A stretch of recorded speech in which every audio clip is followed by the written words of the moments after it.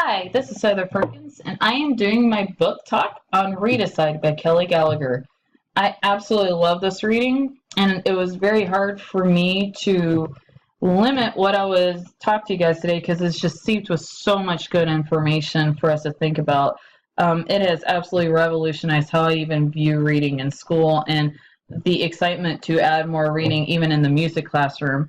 I also found this a very emotional read for me. As we go through and we talk about some of the contributing factors to Readicide, I constantly had flashbacks of when I was a student, and it made me realize that I really am a product of No Child Left Behind, and that a lot of the ways that my teachers were teaching have really contributed to my just not wanting to be at school, almost flunking out and everything. It was, and just the absolute disdain for reading and even being in an English class.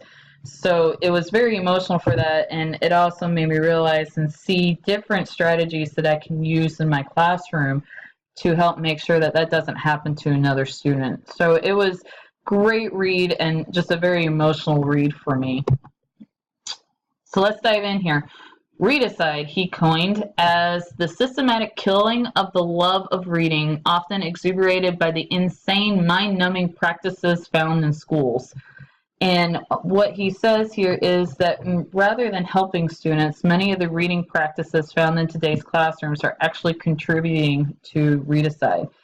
He also states that the Washington Post found in 2007, which is when this book was written, that 27% of adults that year had not read a single book. And he goes into a lot of different things here. One of the big things is that we are switching away from high interest reading in favor of test prep. Because of that, we are losing sustained silent reading because it is viewed as too soft or non-academic and doesn't help with test preparation. Here are basically the 4 chapters in the book, and he goes into great detail about every single one of these. He spends a lot of time throughout the entire book talking about test prep. So that tends to be his main focus, is how do we go from teaching our kids how to be test takers and into lifelong learners. And he spends a long time with that. So getting into it, the first chapter, I absolutely love what he actually named it. This is the overemphasizing of tests, and he called it the elephant in the room, because obviously the testing is what is really causing some issues in our schools. But the overemphasizing of tests, the state-mandated reading test preparation has become unbalanced, and we are developing test takers instead of lifelong learners. And in doing this, what is happening is that the curriculum is now steeped in multiple choice preparation. And what it's doing is driving what he calls shallow teaching and learning. And the reason for that is we have far too many standards. He says standards are critical in helping teachers plan and align their instruction. There's just way too many for us to get through, and that is causing some shallowness to what we are able to give to our students. And through that, there is absolutely no interest in any content because we can't authentically actually dive into content the way that we really want to create motivation. So therefore, the motivation is taken away from the students to learn anything. He quotes a lot of people in this, but I love this quote by Robert Marzano. He says that the knowledge and skills these documents describe represents about 3,500 benchmarks, which is far too many benchmarks for us to cover. To cover all this content, you would have to change the following schooling from K-12 to K-22. I think that is very telling of how much stuff we have to get through with our kids by the time they're finished with school. The next part of this is rather than lifting up struggling readers, an emphasis on multiple choice test preparation ensures that the struggling reader will continue to struggle. He says teaching to the test is good, but the problem is the test has to be good. If it's not a good test and it's shallow and it's steeped in shallow teaching and learning, the test is not going to be good. So we want to teach the test, but we want to make sure that everything is rooted in diving deeper into the content. And he also says he starts with the final exam essay before he even starts with the book with the kids. And what that does is the kids know up front what is going to be expected of them. And he gives a lot of example on how final exam essay questions can be written. But what I like is the Sternberg quote that he has on here. Sternberg concluded that we need to create expert citizens, but to do that, we need to promote creative, practical thinking and wisdom. And the problem is those three things are not happening in our schools, so therefore we now have shallow thinking and shallow instruction. He spends a lot of time on this. Page's paradox is huge. I'm not going to read this all to you because you can go through and read it yourselves. But this whole idea was created by Rod Page, who was the Secretary of Education during George Bush's term as president. Basically, Readicide curriculum limits thinking, but under the test prep mentality, we need to ask ourselves one important question. Which of our students are paying the steepest price? This is all achievement gap. It is noticeably, we can notice that our low income and our color students are the ones that are struggling the most because of the money that's there. But if you read through this Page's paradox, you can see where the achievement gaps would happen. And what's happening is that this is a cycle that happens every year, and it's hard to get the kids out of this. So we really need to be asking our questions, how can we change this paradox? He also mentions, and I don't have enough time here to explain it, he also talks about the Texas Miracle. I highly suggest you go and find information on Texas Miracle because it brings this whole Page's paradox and No Child Left Behind into light. But I will say that he quotes Diane Ravitch in saying that Congress should drop the absurd goal of achieving universal proficiency by 2014.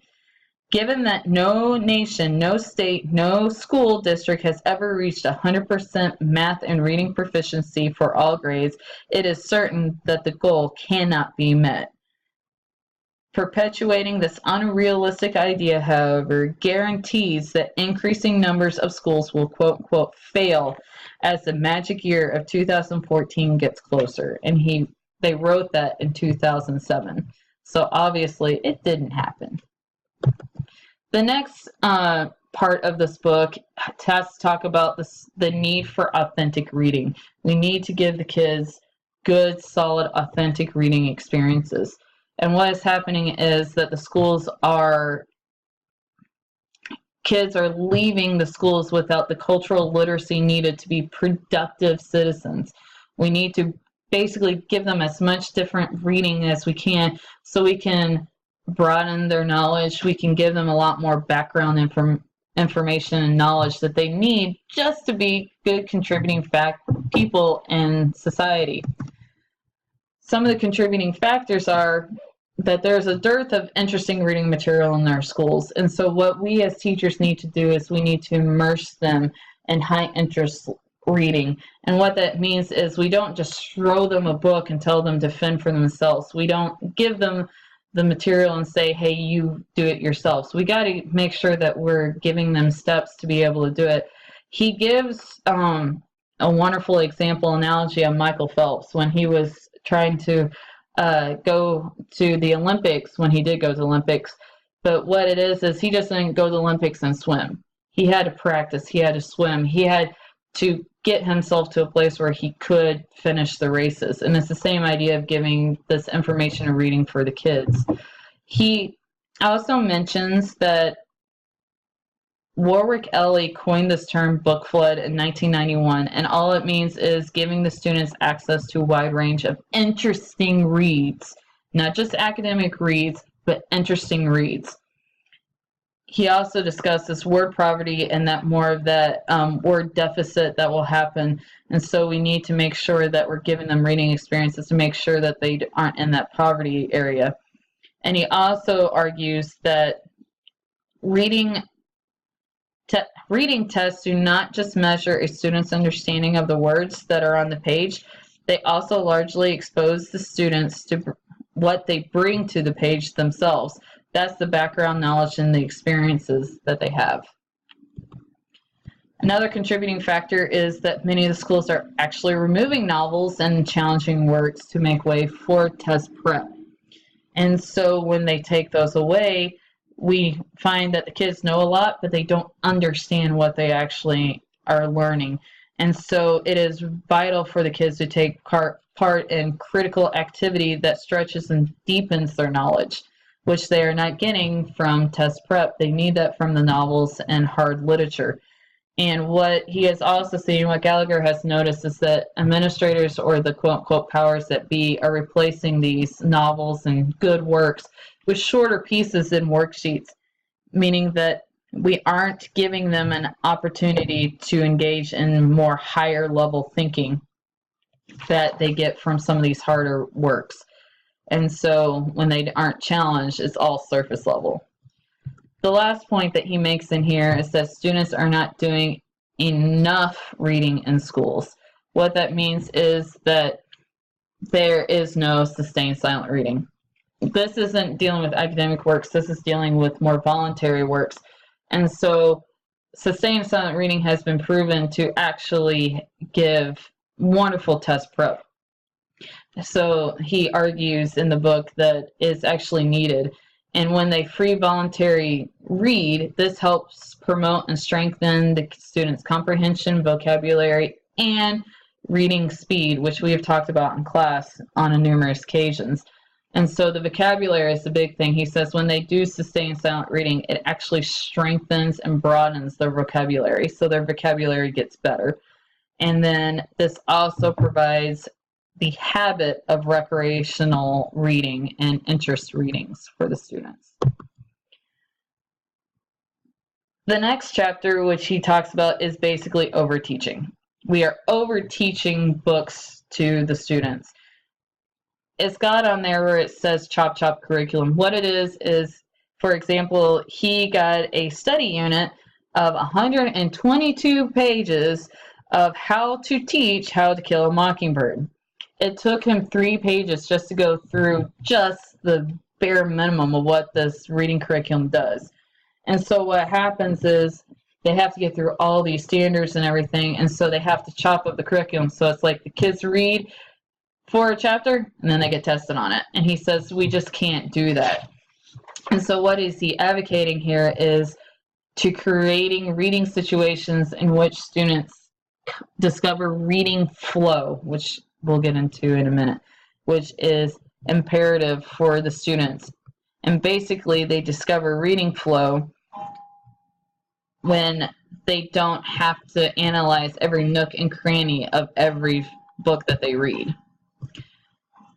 Overteaching also creates instruction that values the trivial instead of the meaningful. And I love this Burke quote, imaginative rehearsals for real world is needed. And so what they do is it takes the meaning that the students are giving an opportunity to understand the complex world they live in. So it's avoiding the tsunami guides, which is that chop chop curriculum. And also, I'm going to quote him here just because I like this. When students read books solely through the lens of test preparation, they miss out on the opportunity to read books through the lens of life preparation. And then the last part that he makes here is overteaching of academic text is spilling over and damaging our students' chances of becoming lifelong learners. The next part that he says is there is also a thing as underteaching books, basically handing you the story of Macbeth, like my high school English teacher did, and told me, hey, read it, and then we'll take a test on it. That's not going to work either. So it's finding the sweet spot of this instruction. So you're not under or over teaching it. And he goes in and says teaching really does matter. Studies have found that there is little difference between experienced and inexperienced teachers. So we have highly qualified teachers that are still drilling and killing, and we have highly qualified teachers who are not teaching enough. So it's finding that sweet spot. And then when identifying these sweet spots, the classics are called classics for a reason because they stood the test of time and they have value within the structure of curriculum. And if we as readers are unable to discover the greatness and recognize the value that is found in these classics, that is because we did not have a teacher that helped us see these things. And that's where I started crying when I read it, because that's what happened to me in school. The teachers did not give me the opportunity to find any value in reading Frankenstein. In reading, I think it was any of the Shakespeare novels. I remember reading Hamlet and just not understanding what was the point of it. And it's because my teachers didn't give me that. And the other part that is hard for me is not to focus on whether the kids like the book or not. Help the kids discover that there are meaning in the book that they are reading. So therefore, giving them these expressive outlets to be able to find new ideas. And finding the sweet spot. There's a bunch of stuff here, but basically it's just helping them understand why they're even reading the books that they are reading. I love this quote from Atwell. She encourages teachers to come out from behind their desk and to write to, listen to, and learn from young readers and writers. You as the teacher are the mentor, the model, and the mediator for these kids. You are what's going to help the kids discover the value in the reading that they're taking part in. After each one of these, I talked to you about what Readicide is and how it came about, but he also goes through and he does give us some ways to preventing Readicide. These are how you as a teacher can make sure that the Readicide doesn't happen in your schools. In the first chapter, which is the emphasizing of tests, he encourages teachers to have honest talks, and these talks are probably going to be painful. You're going to step on people's toes, and your toes are going to get stepped on, but it's to encourage the talk. And in the back of the book, he actually has a list of questions to start having. So it's directed, and that there's a point and purpose to each of the reasons why we need reading and good, solid reading in the schools. He also talks about distinct instructional approaches that he got from Judith Langer. And what she is suggesting is that we use these three approaches, and it's well balanced for the educational experience. And if we use all three of these, that will help avoid Readicide. And these approaches differ widely among all teachers. It's just however you as a teacher decide to teach them. Just really quickly, she said the separated instruction is direct instruction of isolated skills used to cover the curriculum. Simulated involves the application of these concepts and rules within a targeted unit of reading, writing, and oral language. It's basically the packaged material you get. And then the integrated takes place when the students are expected to use the skills and knowledge within the embedded context of the activity and the purposeful activity. Basically said research paper. Chapter 2, love what he said about all this stuff. Basically he's saying we as this teacher need to take a stand. If we are told that there is no money in the budget for all these good books, then we need to go find it and go through the chain of command and figure out how to find the money, because there's always money somewhere. The other part that he says is to augment the books with authentic real-world text, and he uses the idea of an article of the week that you can do, so they get some real-world experiences with this classic literature. He also says that we need to be discussion director on our campuses, which goes back to those questions in the previous chapter. He also said establish a book flood zone, the reading for fun. He suggests organizing book drives, ordering from scholastics, solicit donations at back-to-school nights from the parents. And then his biggest thing is that he discovered used books on Amazon.com.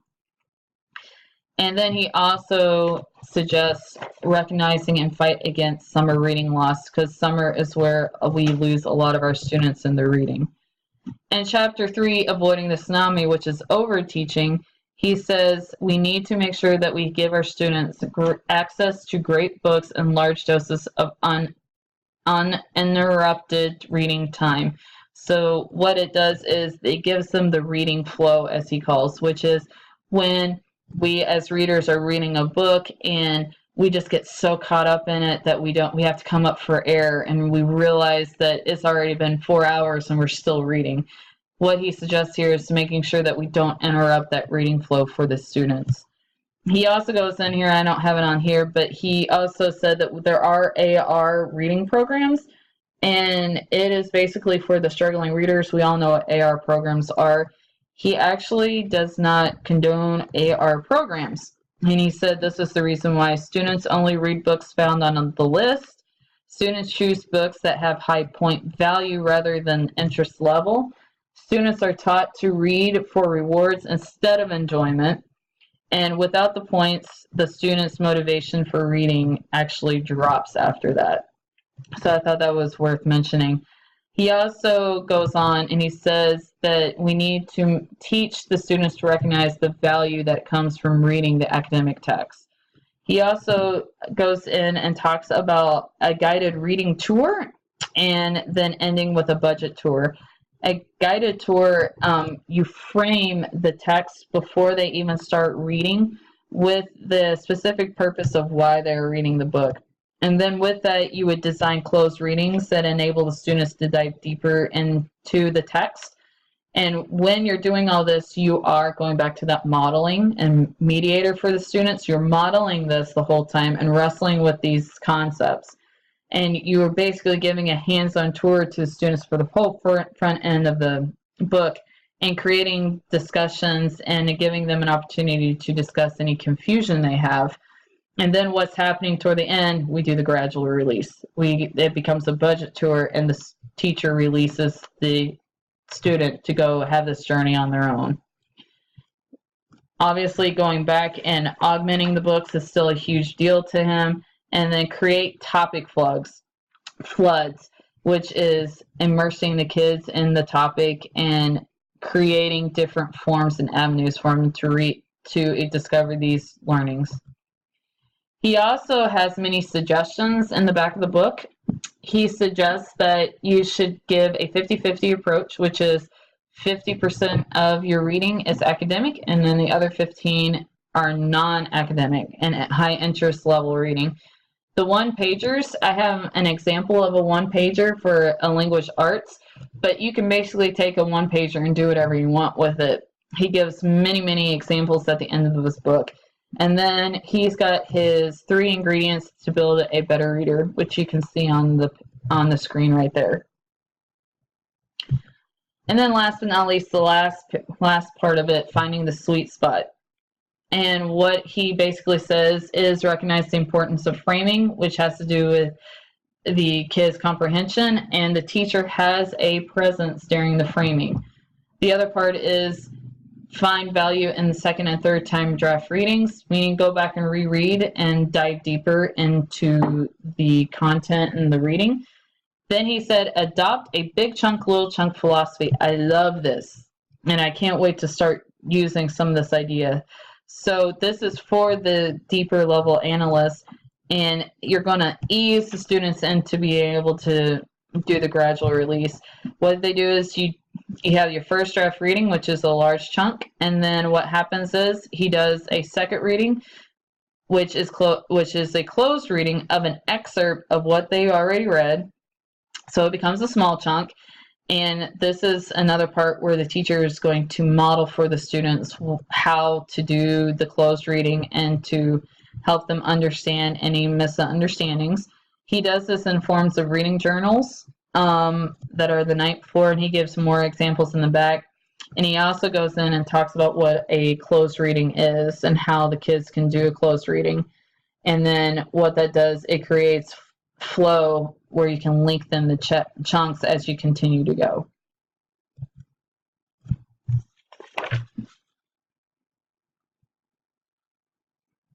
He also, oops, I missed this. This is actually important.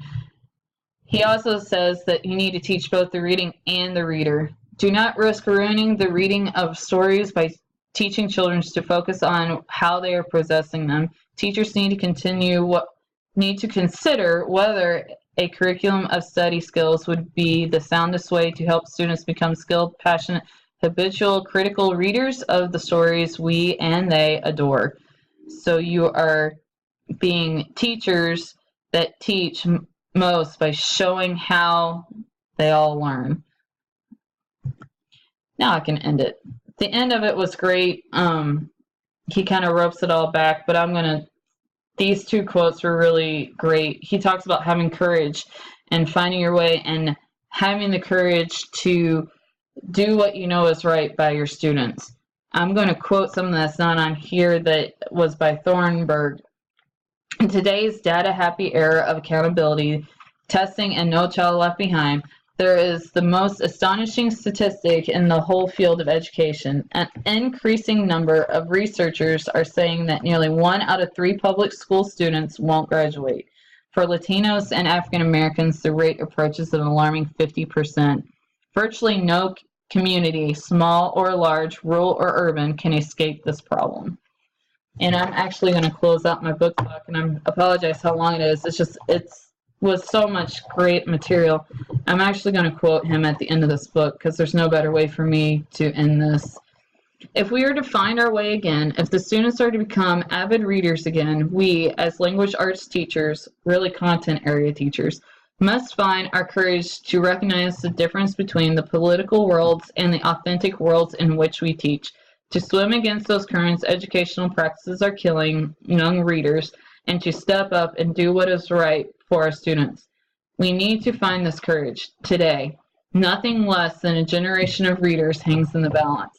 And I know that he spends a lot of time discussing high school in this, but I feel like it's also very important for us in elementary to also know these things, because then we can start working on strategies to help combat against this when they get older.